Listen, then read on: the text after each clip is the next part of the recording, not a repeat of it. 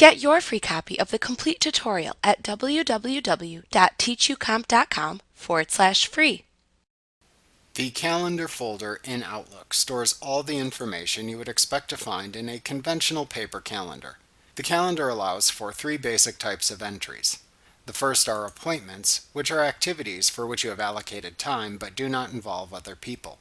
For example, an appointment could be you going to the doctor's office. The second are events, which are activities that run for at least one day. For example, an event could be your birthday. The third are meetings, which are appointments that require the presence of other people.